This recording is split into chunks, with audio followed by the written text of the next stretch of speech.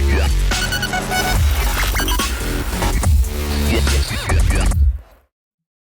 everybody and welcome to Forever Rugby on Forever Sports, and today we're looking at the World Rugby Rankings. A couple of teams moving up, a couple of teams falling down, and quite a lot of movement. And the good news for South African fans is that the Springboks remain on top of the list despite not having played international rugby since the World Cup in 2019. How long that can continue? Well, we will have to wait and see, but the point is, for now, we can still keep calling ourselves the best in the world because we are. You know, that's just a fact. It's not up to us. We don't make the rules. The rules will say we're the best. So if you're unhappy about that, take it up with World Rugby. Don't really want to hear about it. But before we look at the rankings and some interesting movements after the weekend's games, please do smash a like on the video. Subscribe to the channel if you are new. And a very interesting weekend of rugby because we saw some big results in terms of obviously France beating Wales, as well as Ireland very, very classy in beating England. And that has had an effect on obviously the world rankings and stuff like that. So if we look at the rankings themselves, obviously, you know, as I said, South Africa remain on top with 94 points.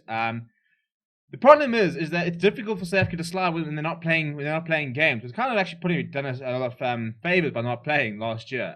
Whether you agree or not in terms of should the Springboks have played, should they not have played, that's beside the point. The fact of the matter is South Africa's currently on top, and New Zealand last year, you know, losing to Argentina and a couple of them not having the best rugby championship means that they didn't really make up too much ground on South Africa themselves. So in terms of the movements this week, France climbed above England into third place, and I think if they had beaten England, you know, they'd probably be closing the gap quite a lot onto New Zealand and starting to push New Zealand for that third spot, which is quite interesting actually. Another one that has climbed again is Ireland. They moved from 7th to 6th last week and have now moved up to 5th and are right behind England. Again, I think if that France-England game, which could have gone either way, if it had been France beating England, I reckon we would have seen France third, Ireland fourth, England 5th.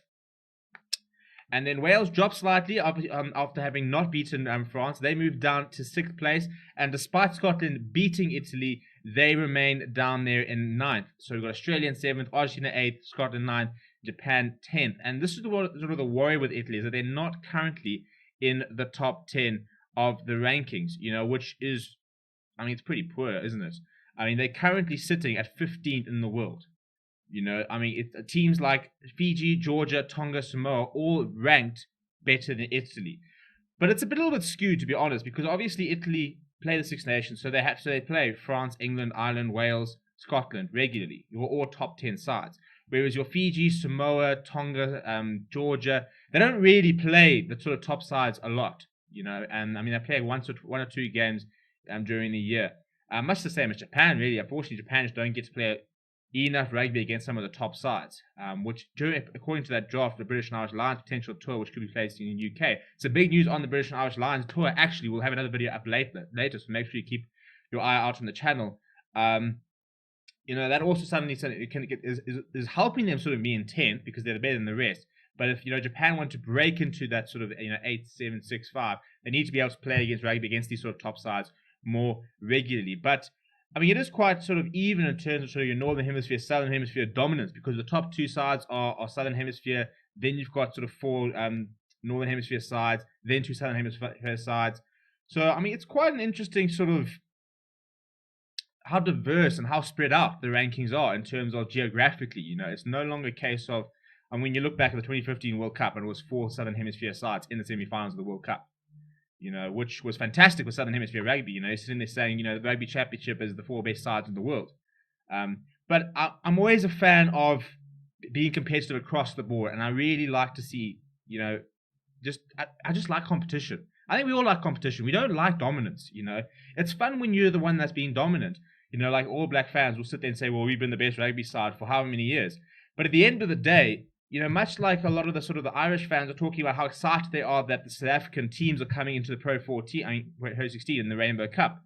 You know, it's about keeping it interesting. And what breeds interest is competitiveness. And this is why it's quite nice to see that, you know, I mean, Italy are 15, and that's not good for them. But, you know, you want to see Georgia pushing and sitting there saying, well, maybe we deserve to be in the Six Nations. You want to see Japan pushing to be further up in the top 10. You know, you want to see Fiji, Samoa, you know, starting to be in positions where they can keep on their players, and their players don't end up going and representing New Zealand or representing Australia.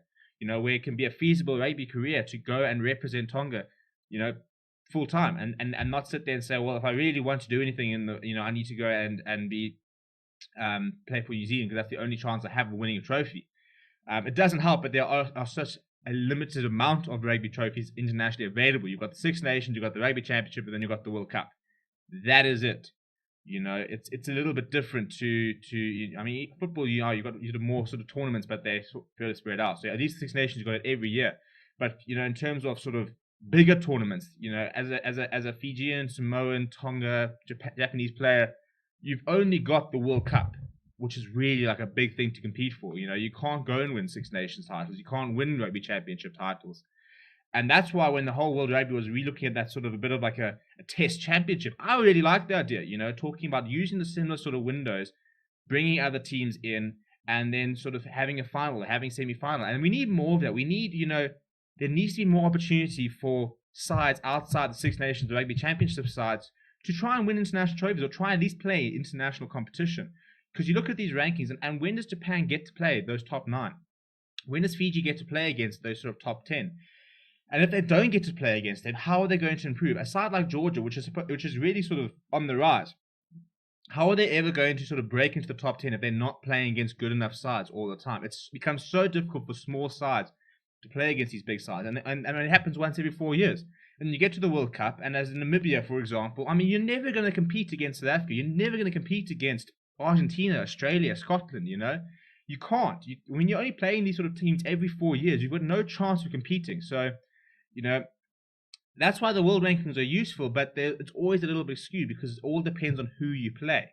If Fiji go and play South Africa right now, for example, and they win, by some small miracle they win, they can rocket up the rankings because it all depends on who you're beating. So if you are beating the best side, you are going to gain a lot more points. So if you are the likes of, Argentina go and decide to have a phenomenal rugby championship. They beat Australia, they beat New Zealand, they beat South Africa. And they're beating 1, 2, and 7, and they're currently 8. They're going to rocket up those rankings.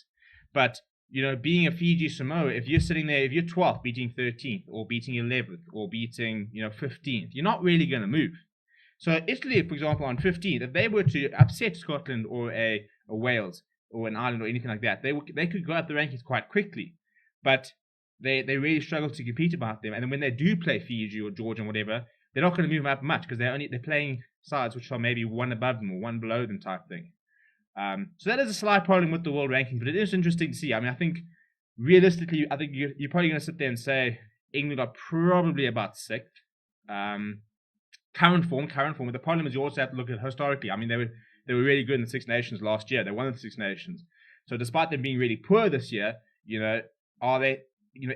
Can you safely say that Wales are the better side overall? Like right now, like maybe on current form, yes, but right now, if every team had to play their best rugby tomorrow, who's the better side? Probably England. That's how it's currently looking. Let me know what you think of the rankings down in the comments below. Smash a like on the video. As I said, keep an eye on the page. We've got an update on the British and Irish Lions series, which is quite interesting. Going to throw a lot of bit of a curveball into the whole situation. So make sure you monitor the page as well. My name is Stephen. Thank you very much for watching, and I'll chat to you very soon.